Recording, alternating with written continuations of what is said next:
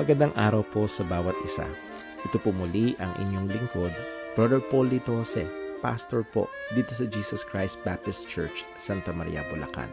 And welcome po sa ating Time in the Word.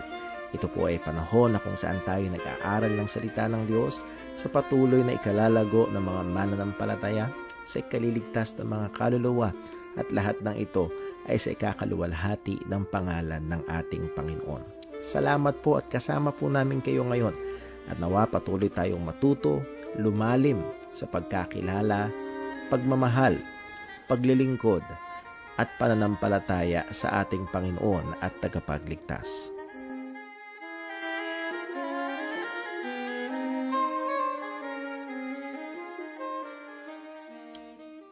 Amen. Purihin po ang pangalan ng ating Panginoon. Muli ho, welcome sa ating Time in the Word, ang ating weekly ministry, online ministry ng pag-aaral ng salita ng Diyos. And today we are going through our series about Bible or Scripture meditation. And this is actually a review para sa ating church because last year, early January last year, simulan natin ito, pinag-aralan natin ito, but in much more in-depth sa ating Sunday school dito sa church. Pero nire-review natin ngayon at para din sa ating mga nakakasama online dito sa Time in the Word na hindi ko naka-attend sa ating Sunday school dito sa ating church. Welcome po sa bawat isa at ilan ho muna mga announcements and reminders, particularly sa ating mga kapatiran sa JCBC para ho bago tayo magsimula sa ating pag-aaral ngayong gabi. Muli ho ay this coming Sunday, we are very excited at pinagpe-pray ho natin at I hope samahan nyo kami sa prayers na mapagpalain ng Diyos ang gawain ho ng Family Sunday. Ito ho yung effort ng JCBC. Una is to evangelize the family. Kung meron pong mga mahal sa buhay na hindi pa mananampalataya, ay magkaroon ng event o na okasyon para maanyayahan sila.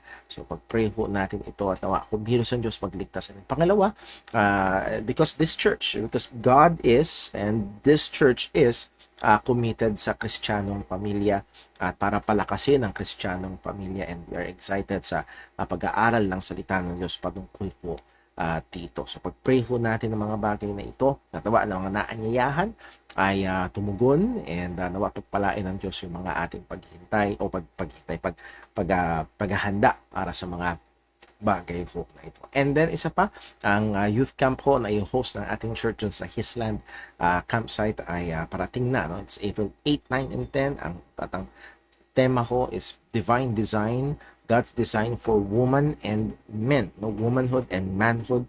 Pray po natin yan, and sakto sa ating Sunday school, ano, homosexuality and its gospel remedy, understanding homosexuality and its gospel remedy. Just malapit na ho magtapos ang series ho na yan. So encourage ating mga kapatiran na maging faithful sa pagdalo. At kung mayroon ho mga lessons, past lessons o Sunday school lessons na hindi nyo ho natindan, ay in-encourage ho, you can go back sa ating mga nakaraang live at napaka-informative at para magkaroon tayo ng kasagutan sa mga tanong na maaaring ibigay sa atin with regards to this very, very prominent issue sa panahon ho natin ngayon. And then also, pag-pray ho natin ang mga susugpa ho nating gawain. We are planning a special couples fellowship. Please take note, at malamang ang date ho nito ay March 10. So pakipag-pray ho natin, and we'll wait for further announcements sa mga details. Ito ho ay para sa mga couples ay hindi natin nagawa itong month ng February, so naging busy tayo, naging preoccupied tayo sa maraming mga bagay, pero Lord willing ay hahabol tayo ng early March para ho sa ating mga couples po yan. Okay, so yun ho ang ilan sa ating mga mabilis na announcements. Pag-pray natin at nawa maging ating mga kapatiran ang kalusugan ng bawat isa, lalo na ang spiritual na lakad at pamumuhay ng bawat isa ay patuloy nating ipanalangin sa Panginoon. Ang ganda ng prayer request ng isang kapatiran natin last prayer meeting ng Sunday, yung ating pagkukulang na bigyang atensyon, kamustahin man lang ang ibang mga kapatiran. Nawa, subukan natin. Hindi magagawa ng pastor na kamustahin lahat, kausapin lahat. But by God's grace, nawa tayong lahat ay gumawa nito as the Bible commanded us to consider one another, to pay attention to one another bilang isang buong iglesia. Tayo dumako sa ating pananalangin at tayo didiretso sa ating pag-aaral. Let us pray. Panginoon naming Diyos, aming Ama sa langit, kami po ay nagpapasalamat sa iyo, sa iyong katapatan, sa iyong kabutihan. Lord, hindi lamang sa mga material at physical na bagay na aming nararanasan o natatanggap mula sa iyo, kundi o Diyos, lalo't higit sa mga spiritual na dakilang pagpapala. O Diyos, una sa lahat ay ang biyaya ng kaligtasan. O Panginoon, bigyan mo kami ng patuloy na pagkamangha sa napakadakilang biyaya na ito. Kami, O Diyos, ay napatawad. Kami, O Diyos, ay inampon sa iyong pamilya. Kami, O Diyos, ay ginawa mong mga anak, tagapagmana. Ngayon din ay merong tiyak na muling pagkabuhay. Salamat sa tiyak na pag-asa na ito. Lord, as we have fellowship kasama ng ilang mga kapatiran itong mga nakaraan, pag-usapan na kung gaano kalaki ang kasalanang napatawad, ay ganoon din kalaki ang magiging pagmamahal. Alam namin, paalala mo sa amin, O Diyos, tunay, walang maliit na kasalanang pinatawad. Lahat kami, Panginoon, ay grabe, napakalaki, napakatindi ng kasalanan na hindi namin kayang bayaran. At ito ang pinatawad sa amin. At Lord, ngayon sa daling ito, aming pong hinihiling, nawa, ay gamitin mo ang panahon ng aming pag-aaral ng iyong salita, mapaalalahanan kami, ma-encourage kami, magabayan kami sa disiplinang ito ng pagbubulay ng iyong salita. At Lord, muli, hindi lamang kami maging tagapakinig, kundi maging tagatupad nito. Napakahalaga ang pagbubulay ng iyong salita sa buhay namin bilang mga Kristiyano. Tulungan mo kami, Panginoon, upang ito ay maging instrumento sa patuloy na ikakalakas namin, kakatatag namin bilang mga mananampalataya. At ang iyong salita ang patuloy na humubog sa amin sa wangis ng aming Panginoong Hesukristo. Saliksikin mo kami, Panginoon, sa anumang mga kasalanan. Lord, kami ay patuloy na humihingi ng kapatawaran sa iyo sa anumang mga pagkukulang na ito. At ang aming tanging pag-asa, O Diyos, ay walang iba kundi ang aming Panginoong Hesukristo. Gabayan mo kami sa pag-aaral, walang ibang maitaas kundi ikaw lamang. Tulungan mo po ako bilang tagapagturo at bawat isang makikinig. Lahat ng kapurihan ay mauwi sa iyo lamang. Dalangin namin ito sa ngalan ng aming Panginoong Hesukristo. Amen.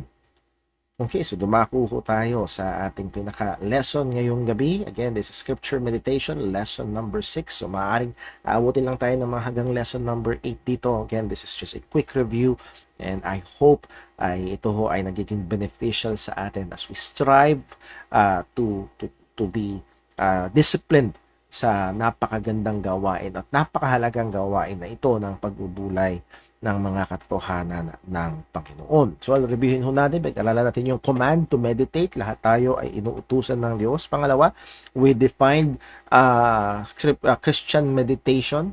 And then, pinag-aralan natin yung elements. Nahan yung great consideration, pagbibigay ng pag-iisip at nahandoon yung affections na apektuhan yung damdamin, and then it will lead to resolutions or mga desisyon na kailangan gawin or tigilang gawin, depende doon sa katotohanan na ating pinagbulayan at nagkaroon ng epekto sa atin.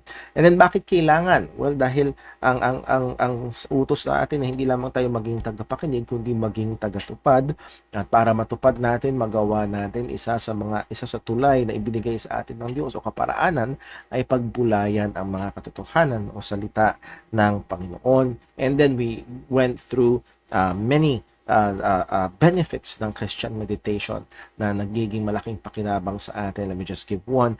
Ito ay nag-i-equip sa atin sa mas masigasig na pakikipaglaban sa kasalanan. As the psalmist said, Thy word have I hid in mine heart that I might not sin against thee. So sa ating pakikipaglaban sa kasalanan ay kailangan natin ang salita ho ng Panginoon. And Paul used the image of a sword, which is sword of the Spirit, the Word of God, na siyang offensive weapon natin laban sa mga gawa ng ating kaaway. Then pinag-aralan din ho natin ang two kinds of Christian meditation. We have occasional meditation or extemporary meditation. Ito yung mga hindi pinagpaplanuhan, kundi nagaganap.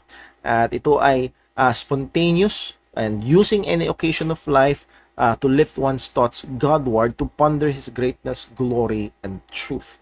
Ano man yung pangyayari, sa mata natin, positibo o negatibo, we can, by the grace of God, try to bend our minds. Kung naalala niyo yung definition, to bend our minds toward God.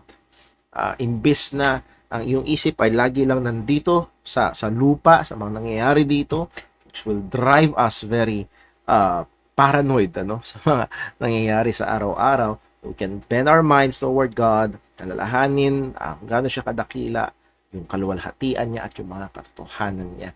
So, again, anything na pwedeng nangyayari sa araw-araw, maaaring maganda ang naging pasok sa negosyo ngayong araw na ito. Or on the flip side, ay kakaunti ang pasok sa negosyo ngayong araw na ito. You can bend your mind, you can choose na hayaan mong isip mo na ma-discourage ito sa mga bagay, but we can go to God in prayer and meditation patungkol sa mga pangyayari sa araw-araw, whatever it may be. And then the second kind is the solemn or deliberate meditation. We have extemporary, occasional, and solemn and deliberate. Ito yung scheduled, pinagplanuhan.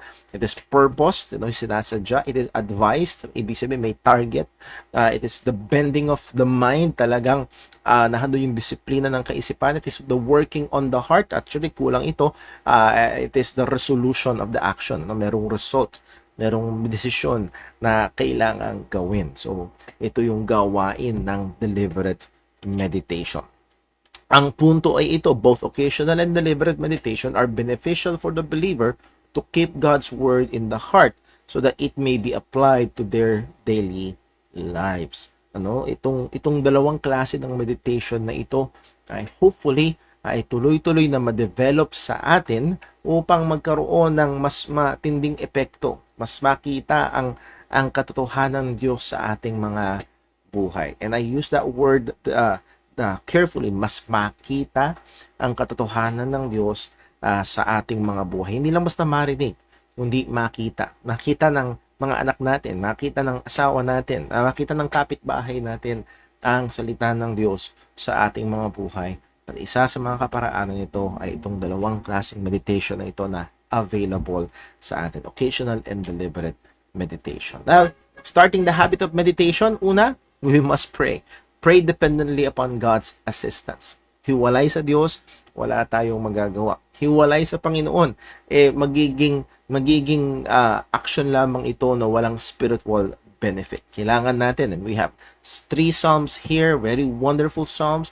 Psalm 119 verse 36, incline mine heart unto thy testimonies and not to covetousness. Yung puso na maaaring sa araw na yun ay maraming dalahin, maraming isipin, tinatamad, at magandang prayer.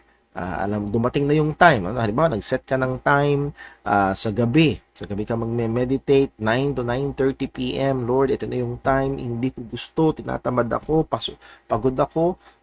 Lord, incline mine heart. Psalm 119 verse 18, open thou mine eyes, that I may behold wondrous things out of thy law. It doesn't mean na bulag siya, but this is the spiritual eyes. This is the mind's eyes, the spiritual eyes, upang talagang maunawaan ang mga katotohanan. Nangyayari sa atin yun. Binabasa natin ang salita ng Diyos. Yes, yung grammar, it makes sense. Naiintindihan natin, pwede natin sigurong ikwento ulit yung ating nabasa, but yung impact ng spiritual truth to behold those wondrous things out of God's word, kailangan natin ang tulong ng Panginoon. Then Psalm 86 verse 11, teach me thy way. Teach me thy way, O Lord. I will walk in thy truth. Ituro mo sa akin ang iyong daan, Panginoon. Again, magkamag-anak to open our eyes for us to be taught by God through that exercise, through that practice of meditating God's word. And then nahantin na rin, unite my heart to fear thy name. So isa sa mga result ng meditation, it's not just to be a better you, but to fear God, to worship God, to glorify God. At kasama yun na magiging napakagandang resulta. We will be increasingly a more worshiping person. Mas lalo tayong tumitindi, mas lalo tayong nag-i-increase sa pagsamba natin sa Panginoon. I'm not pertaining to that formal worship, gathered worship in a church context, but on a personal context, we increase in our worship of God personally, privately, and as we engage ourselves paggawa ng meditation or Christian meditation. Letter B, again, sa pag-start ng habit of meditation, willingly accept the struggles. Pero talaga struggles. Magkakaroon talaga ng mga hamon. These many challenges quickly exposes our utter weakness and need for God's help. Pag natin, Brother Paul, ang daming gagawin, ang dami kong schedule, ang daming hamon, ang nanay, nag-aalaga ng 2, 3, 4, 5 anak, nagluluto, magpaplansya, maglalabas, so on and so forth, mister, biyahe ng alas 5 ng madaling araw, papasok sa trabaho, makakauwi ng alas 9, alas 10 ng gabi, and so on and so forth. Yes, may iba't ibang kabisihan tayo, may iba't ibang nilagay ang Diyos sa atin, tinawag tayo ng Diyos sa iba't ibang mga gawain. There are those challenges. Pero makikita natin mabilisan na kailangan ko ng tulong ng Panginoon para magawa ito. Kailangan ko ng tulong ng Panginoon para magawa ito. And we must persevere. Kung sa biyaya ng Diyos, nasimulan mo na. Or maaaring medyo sa simula ay napakatindi, napakainit at ngayon nasa punto ka na off on, parang Christmas light pagdating sa Christian discipline na ito ng scripture meditation. Well, isang magandang hamon sa atin is to take action. As Paul commanded Timothy, but refuse profane and old wives' fables, and exercise thyself rather unto godliness. So, there might be things that we must refuse. Kailangan nating tanggihan, kailangan nating bawasan, kailangan nating talikuran. Not necessarily wrong things. For example, panonood ng TV. Hindi kasalanan ng panonood ng TV, pero maaaring dapat nating tanggihan ang ilang panahon ng panonood natin ng telebisyon para magbigay ng sapat na panahon sa bagay na ito na inutos sa atin ng Panginoon. So muli ay we must take action. At napakaganda, hindi ko maalala yung exactong quotation, but take account sa buong araw. Sabi ng isang pastor ay review your whole day. What are the things na tingin mo ay pwedeng alisin, pwedeng bawasan, pwedeng mas ayusin para mas magkaroon ng time para maibigay ang sarili sa mahalagang gawain na ito ng pagbubulay ng salita ng Diyos. Now, some practical helps. Tayo sa ilang mga practical helps. The best time of meditation. Kailan ba yung panahon? Pinaka the best? Well, any time of the day that would be best for our spiritual benefit. Mayroong mga tao tinatawag ng morning person. Pagdating sa umaga, gising na gising sila. That will be they have their highest level of concentration, of reception. Mas aktibo yung isip nila. So, yun naman iba, evening person. Sa gabi, talagang doon sila aktibo. Wherever you are, doon sa spectrum na yon, morning until evening or somewhere in between, well, find time. At napakaganda yung advice na kung maaari, ilaan mo yung best time para sa gawain na ito. Dahil totoo, anumang ating ginagawa, kung inaantok tayo, depreciated yung ating efficiency. For example, ikaw ay isang trabahador, kung inaantok ka, well, depreciated yung efficiency mo sa trabaho. Ano man ang yung ginagawa? Naglalaba ka, nag-review ka for your exam, or nakikinig ka ng lesson, or nakikinig ka ngayon sa Time in the Word at inaantok, well, depreciated yung efficiency sa bagay na yung ginagawa. So, ang punto is, if it is possible na maglaan ka ng time na kung saan pinaka-beneficial sa iyo mentally and spiritually, ibigay mo doon.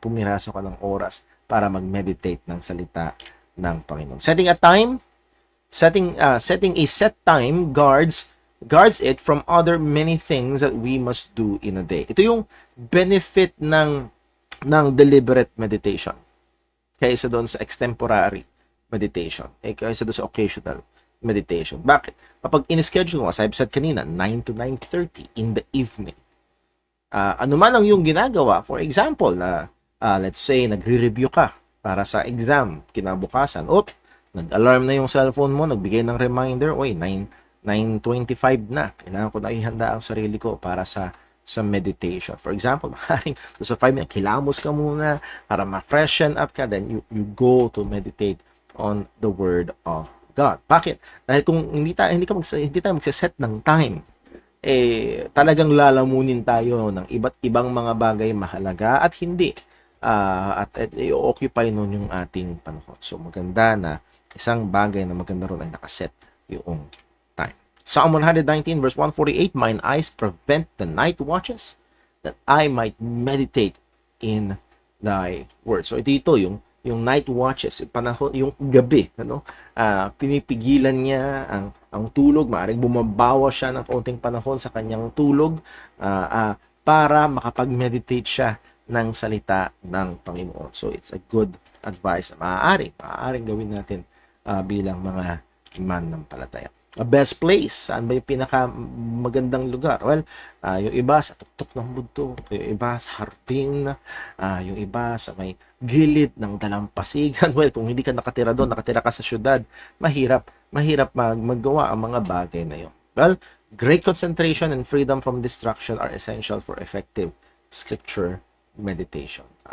Muli ay maganda na nahandoon yung katahimikan. Maganda yung talaga nakakapag-focus tayo sa salita ng Diyos. And sometimes, kung ikaw ay nasa masikip na lugar, maraming tao sa paligid, as I've shared to you, meron tayong kapatiran dito sa church dati, sabi niya sa akin, Brother Paul, na sobrang busy sa buong maghapon, paggising ang mga bata, maraming trabaho, gawaing bahay, ang ginagawa niya, gumigising siya ng madaling araw.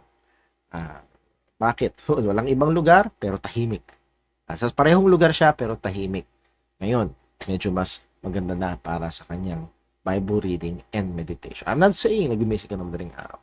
I'm just saying ay may mga bagay na maaaring pwedeng gawin kung sakali man na mahihirapan ka humanap ng lugar na kung saan magbubulay ka ng salita ng Panginoon. Amount of time, isa yan sa madalas na pinag-uusapan, na uso yung 5 minutes devotion for busy people. 10 minutes devotion. No? I'm not saying na mali yung 5 minutes, 10 minutes, 15 minutes. But again, remember, the goal of meditation is not to fill up the time, but to fill up the heart. Scripture meditation is basically a heart operation by the Word of God. And sometimes it takes a lot of time.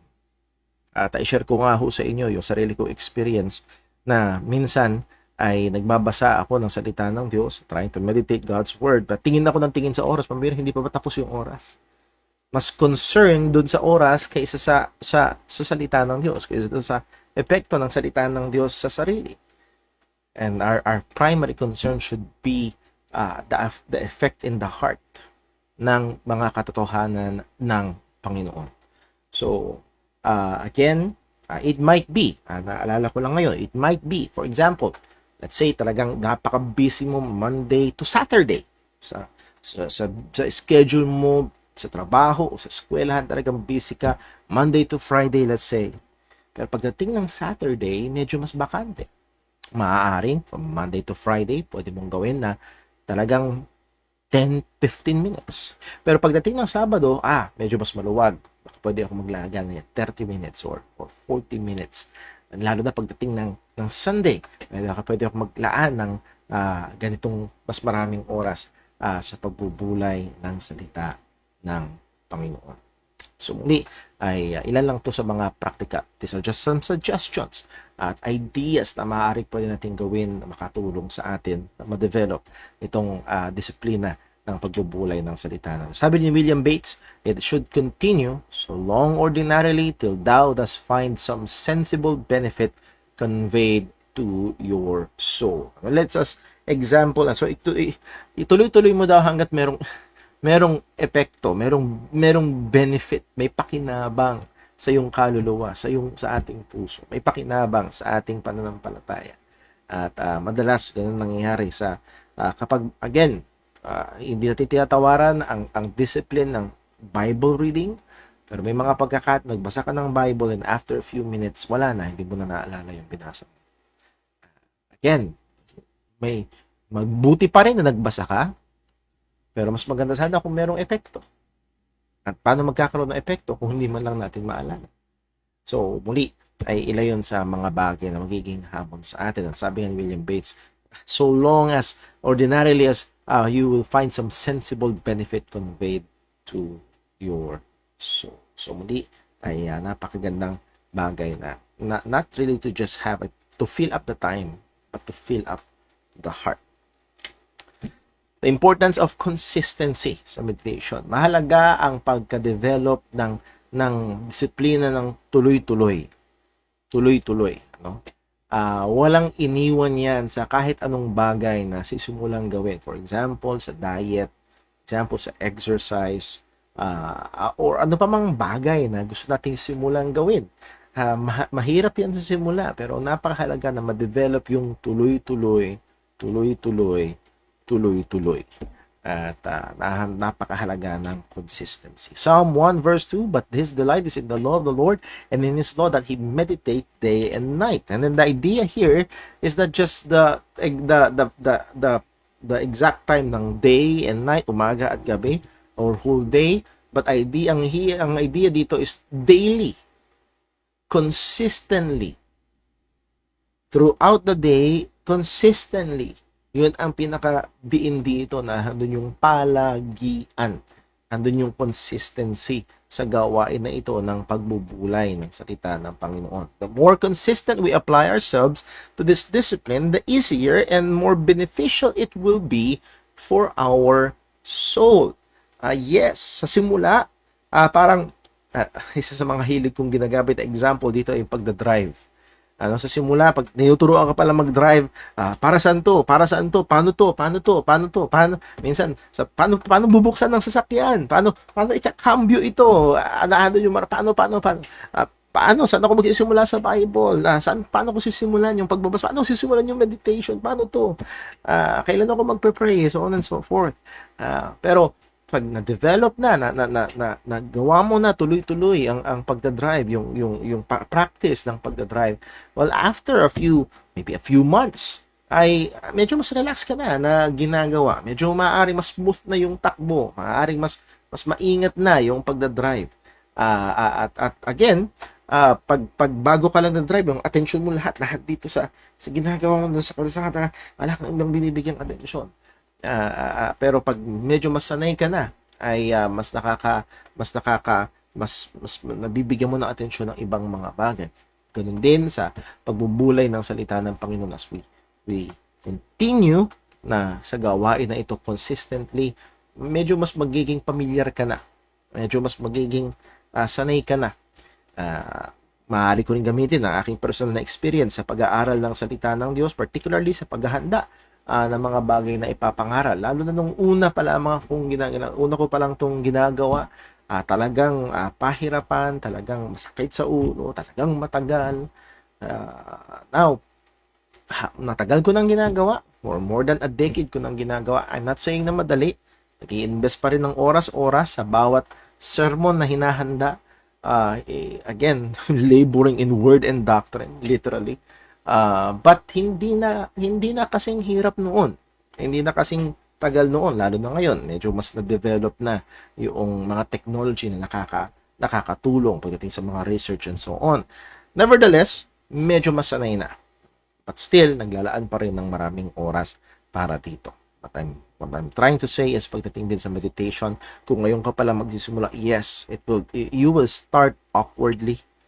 Maaaring marami kang tanong, pero sa biyaya ng Panginoon, you continue sa bagay na ito, ay maaari itong maging malaking tulong or mas masasanay at magiging malaking tulong ito sa lumako. Sabi ni William Ball, labor to be constant.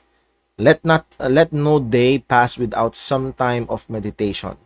Though many blocks be cast into the way, constancy will make this exercise in time not only profitable but easy and pleasant. So again, wag daw hayaan ng anumang araw na lumipas na wala ka man lang nilalagay na panahon. For example, let's say talagang naging ang gusto mo sana 15 minutes a day, maglaan ka sa deliberate meditation ng 15 minutes a day, pero dumating talaga yung time na busy na talagang hirap, well, try maaring 5 minutes lang nung araw na yun, pero wag hayaan na wala. Wag hayaan na wala. It may be naranasan ko ho noong nagbabantay ako sa ospital, nung 3rd birthday ni Timmy. Nag-birthday siya ng November 22. November 23, naka-confine na siya sa ospital. Particularly, ang naaalala ko ay yung maraming tusok sa kamay ni Timmy dahil medyo na-dehydrate na siya. Pumuputok yung mga ugat kapag sinesurahan siya. I believe tatlong tusok sa isang kamay at 2 tusok sa kabilang kamay bago nasaktuhan yung ugat na kailangan. And talagang umiiyak yung anak ko, nagmamakaawa yung anak ko, wag, ayaw niya na. And as I sat there in the hospital, nagbabantay sa anak ko, isa sa mga meditation ay ang naalala kong passage is sa Psalm 50, Isaiah 53, and it pleased the Father to bruise him. It pleased the Father to bruise, to crush his only begotten Son.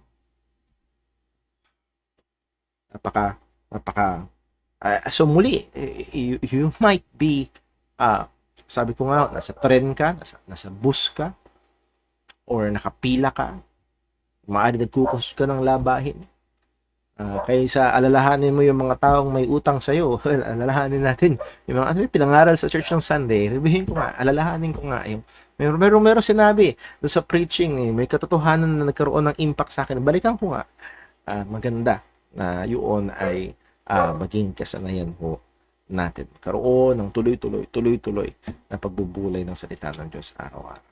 The importance of prayer in meditation. Nahagingan na natin ito, pero balikan natin. Before meditation, mahalaga ang prayer for our hearts to be inclined to His Word. Muli, hindi natin laging gusto. Psalm 119:36, pinasa natin kanina, incline my hearts unto thy testimony and not thy testimonies and not to covetousness.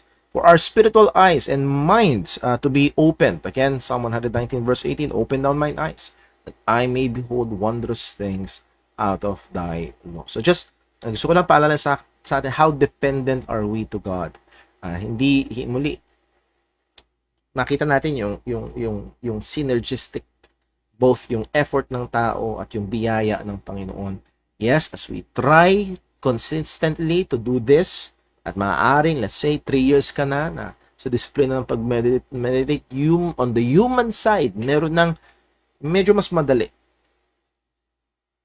Pero lagi natin kailangan paalala sa ating sarili, on the other side, the spiritual side, we are desperately dependent upon God.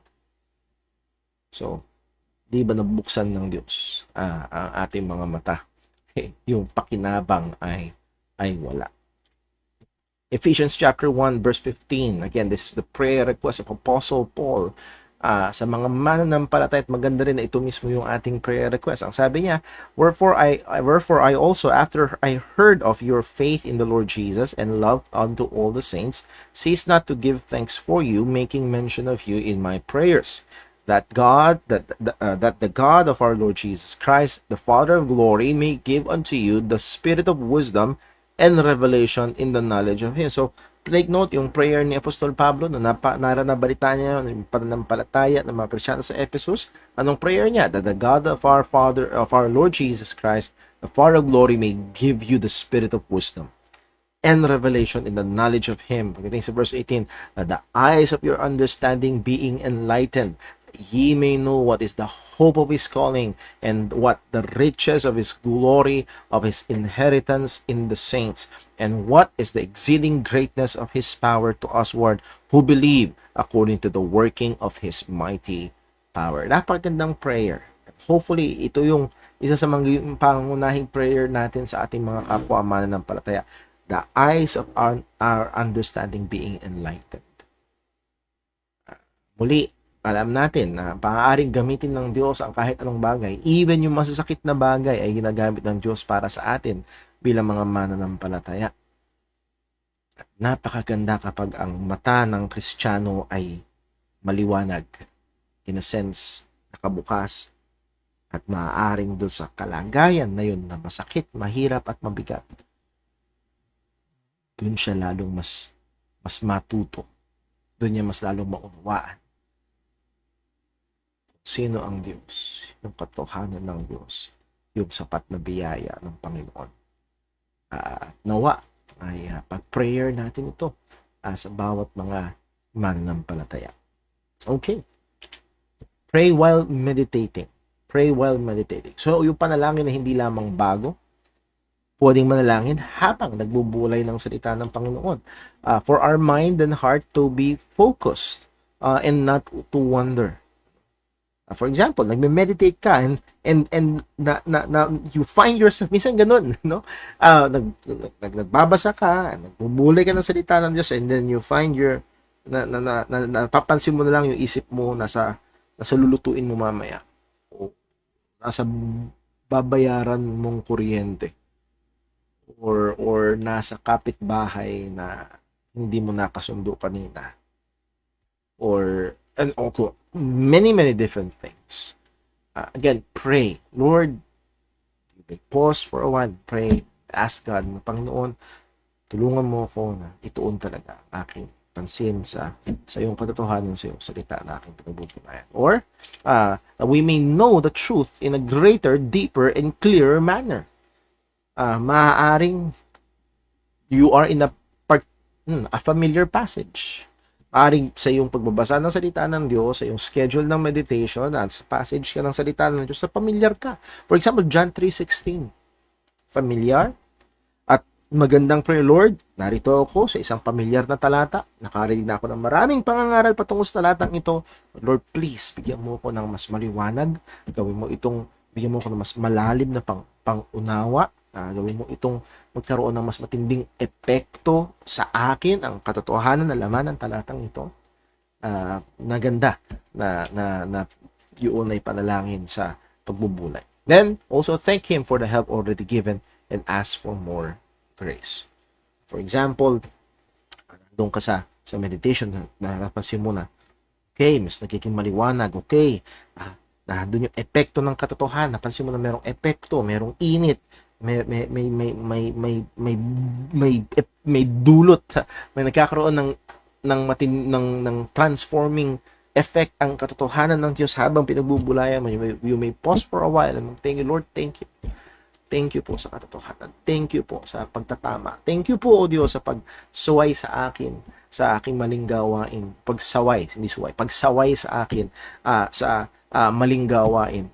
Thank you po, Panginoon, sa paalala, so on and so forth. At Lord, as I continue sa pagbubulay, Lord, kailangan ko pa ng tulong, ng gabay, ng liwanag na sa iyo. Then continue sa meditation. So muli, makikita natin na in a way, itong scripture meditation is a two-way conversation. You desire God to speak to you, and along the way, you will in a sense reply to God and speak to God na, Lord, salamat sa katotohanan. Thank you sa pagtuturo. Thank you dito. Tulungan mo po ako. Usapin mo po ako. Sa pamamagitan ng iyong salita. That's wonderful. To be in that state sa ating pagbubulay ng salita ng Diyos. And then pray after meditation. Pray after meditation. To thank Him for the grace supplied and wisdom gained. Lord, salamat. Binigyan mo ako ng oras, ng kakayahan. Salamat sa katotohanan. Salamat sa gamit mo ng katotohanan para magkaroon ng epekto sa aking puso. Salamat, O Diyos, sa mga pinakita mong dapat kong ayusin, itama, alisin, gawin. Salamat sa karunungan na yung pinagkaloob sa pamamagitan ng pagbubulay ito ng iyong salita. For our wisdom in applying the truths known. Lord, salamat sa pagbibigay mo. As I've said kanina, bigyan mo ko ng direksyon kung paano i-apply ito sa aking pakikitungo sa aking asawa, sa aking pakikitungo sa aking mga anak, o sa aking pakikitungo sa mga kapatiran sa church. Again, ay magandang pasalamatan ang Panginoon. For power to push through the resolutions. Lord, mahirap, napakahirap yung implikasyon ng katotohanan, sinabi ng iyong salita, ito, at mahirap. Personally, hindi ko gusto. For example, nasa Romans chapter 12 ka, nagsabi ng salita ng Diyos, huwag kang gaganti. Woo! Sa iba't ibang konteksto, maaaring mas mahirap yun sa iba, but pray for God's working, God's power para yung resolutions, yung decisions na yun ay magawa sa biyaya ng. Then, pray to praise and glorify Him for His perfections and graces. For example, ang meditation mo ay patungkol sa Panginoon, patungkol sa mga katangian ng Diyos. Purihin mo siya. Purihin siya at pasalamatan siya sa kanyang kaperpektuhan, sa kanyang mga biyaya, sa kanyang mga katangian. At again, this meditation will lead to worship, our personal worship to God. So, pray after meditation. Ito yung isa sa mga magandang tanong at mahalagang tanong at maaaring tanong na madalas, lalo na sa mga magsisimula pa lamang, what to meditate upon? Ano pa yung pagbubulayan ko? Well, ang sabi ng Panginoon kay Joshua, this book of the law shall not depart out of thy mouth, but thou shalt meditate therein. And the word in is a locative word. So, ang spear na kung saan i-meditate ni Joshua ay nandoon sa salita ng Panginoon. Again, kaya ang tawag natin ay scripture meditation. But the Bible contains many different subjects that it can be overwhelming to choose one. Maaari, yes, that is true. Nakapal ang Biblia, maraming books, maraming chapters, at maraming tinatalakay sa isang book, sa isang chapter, sa isang verse. Maaaring parang parang sobrang dami ng bagay, parang alin ang sisimulan ko, alin ang una kong gagawin. Minsan may mga ganung pagkakataon na maaaring sa iba, kaya parang pinuput off nila ang pag-meditate. Parang, saan akong sisimula? Genesis ba? Nasa Revelation ba? Saan akong sisimula? Paano ito? Well, bibigay tayo ng ilang mga points or advice, practical advice dito. Note, we may meditate upon a particular text or a passage. When we say text, madalas particular verse sa Bible or passage. Ang pagsabi nating passage, it may be composing of one to many different verses or even a chapter ng salita ng Panginoon. Or maybe, hindi naman isang verse, kung hindi isang salita doon sa verse. Or isang phrase doon sa verse. From a passage. Or a subject in the passage. O yung paksa doon sa passage mismo. Maaaring na binabasa mo, for example, again, balik tayo sa familiar passage, for God so loved the world. For example, parang for some reason, medyo nakuha ang atensyon ng salitang world, minahal. Ganun na lamang ang pagsinta ng Diyos sa sanlibutan. Well, ano ba yung sanlibutan na yun?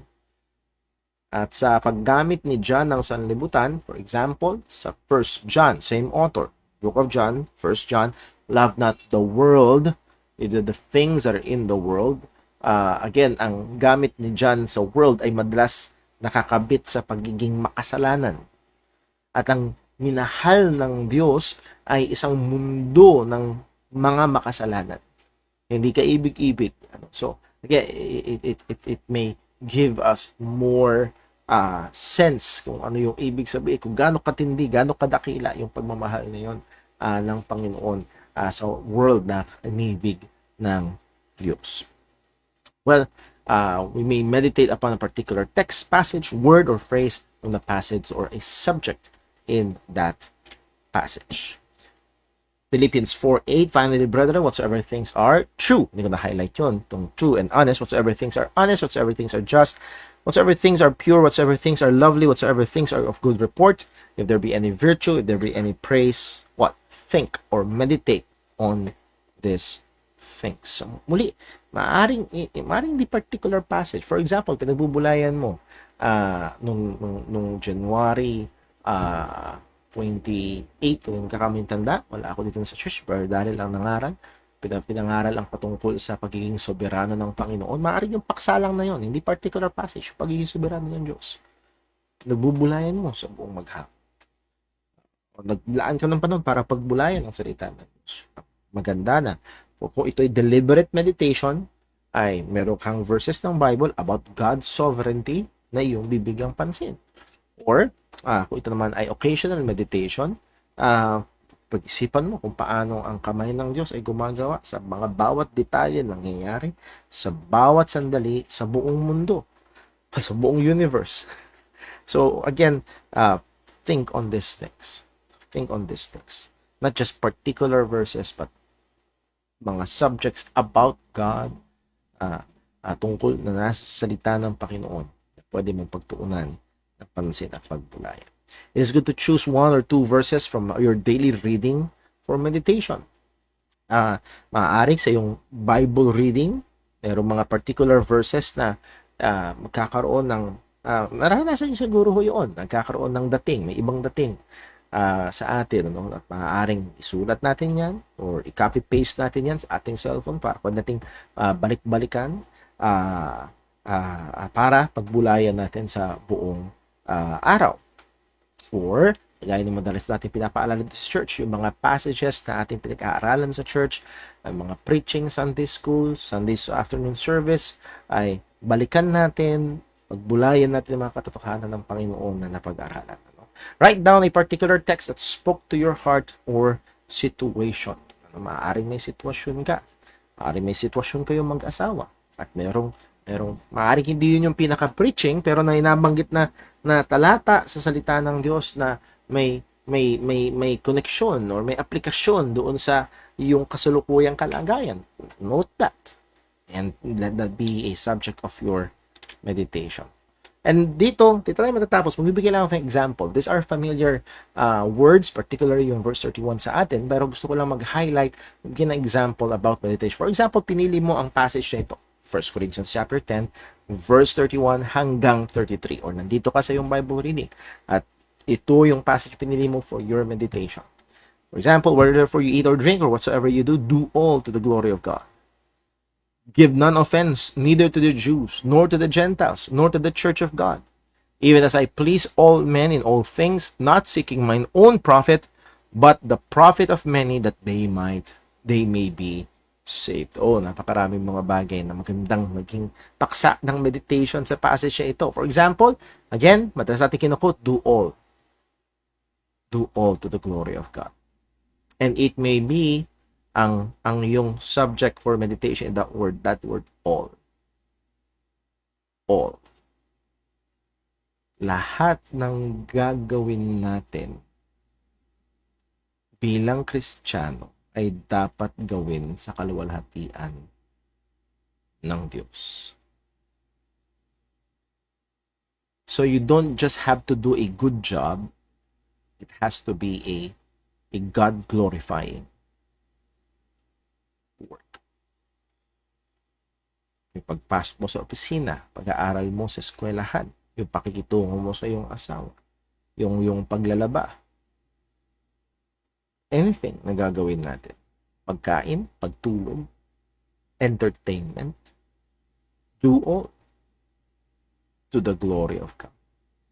So that means yung pagkita ng pera, it must be done to the glory of God. So, ang end ay ang kaluwalhatian ng Diyos. Ang lahat ng bagay ay means. Nagets niyo yun? Ang lahat ng bagay ay means, kaparaanan, para maluwalhati ang Diyos. Kung ikaw man ay gagawa ng YouTube channel, hopefully hindi yun para sa iyong kaluwalhatian, kundi gagawin mo ito para sa kaluwalhatian ng Diyos. Ikaw ay nag-aaral, gagawin mo ito hindi lang para mataas ang iyong grade at mataasan ka ma-increasean ka ng baon ng iyong magulang, kundi para maluwalhati ang Diyos. Kasi natin nagkakaroon ng higher goal. Now, maaaring hindi yun. Sa verse number 32, give none offense. Give none offense. So, hindi lamang gagawin ng lahat ng bagay sa kaluwalhatian ng Diyos. Isa pang pagbibigyang pansin ng Kristiyano ay huwag tayo maka-offend sa mga Hudyo, sa mga Hintil, at sa church ng Panginoon. Ayan. Minsan, basta gawa lang tayo ng gawa, hindi natin iniisip kung makaka-offend ba o hindi.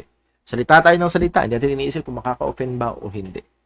Again, sana wag natin pagkamali, hindi ito tumatawag sa atin na compromise yung truth, pero bantayan natin yung offense. Or, sa isang banda, ang sabi ni Pablo, I please all men in all things. I please all men in all things. Sabi niya, not seeking my own profit.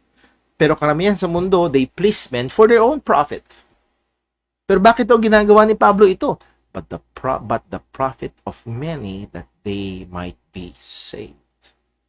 evangelistic. Evangelistic ang approach. Pinaghuhusay ni Pablo, ginagawa ni Pablo lahat para sa kaluwalhatian ng Diyos. Ina-avoid niya ang maka-offend, not to please men, but that they might be saved. Again, dito pala sa passage, ang daming pwedeng pagkulayan. Magkakaroon ng epekto sa ating mga pang-araw-araw na bukas. So this is just an example. Dito tayo matatapos ngayon sa atin hong lesson, and tignan ko lamang kung meron may tanong. Well, Spur Lance ay nagbigay ng Matthew 6:33, do all, seek ye first the kingdom of God and His righteousness, and all these things shall be added unto you. So a wonderful text na magandang pagbulayan. Then tignan ko lamang baka meron hong nag-message sa messenger, sa text message. Si Brother Boy, ito ang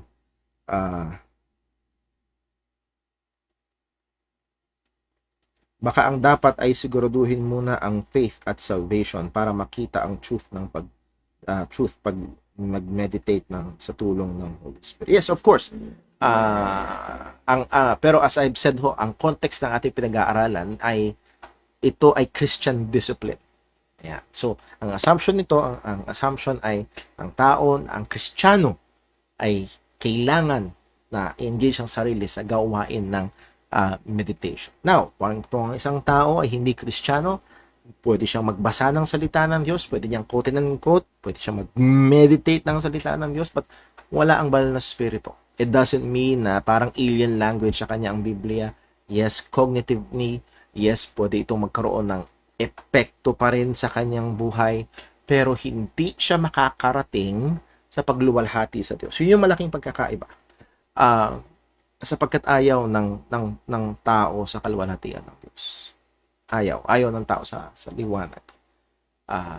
At lalo na kapag dumating na sa mga panahon na marirebuke na yung kanyang mga kasalanan, madalas ang taong hindi Kristiyano ay lalayuan, titigilan ang disiplina ng salita ng Panginoon. Of course, at meron na rin tayong naging pag-aaral na what are the marks of a true Christian. Pag-aaralan natin yon, pero ang atin hong pag-aaral is Christian meditation. Ang scope nito ay yung disiplina ng isang tunay na Christian. Ganun din dapat ay may genuine heart's desire for God's truth in meditation. Well, that is assumed sa atin hong pag-aaral. Kaya i-engage ang sarili sa gawain ng meditation dahil desire natin ang salita ng Diyos ay magkaroon ng epekto sa ating mga buhay. Yung patotohanan ng Panginoon, hindi lang natin alam kung hindi magkaroon ng epekto sa ating mga buhay. And that's why medyo assume doon sa konteksto ng ating pag-aaral na kaya i-engage ang sarili sa gawain ng meditation dahil we want God's truth. We desire God's truth.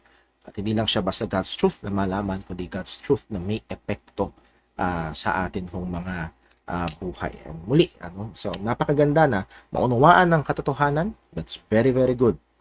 Pero dapat meron itong epekto sa ating pamumuhay. Pag pinagdahan natin sa Colossians chapter 1, I believe, ang prayer ni Pablo sa mga mananampalataya, atin mabuksan ang kanilang kaalaman as katulad sa Ephesians.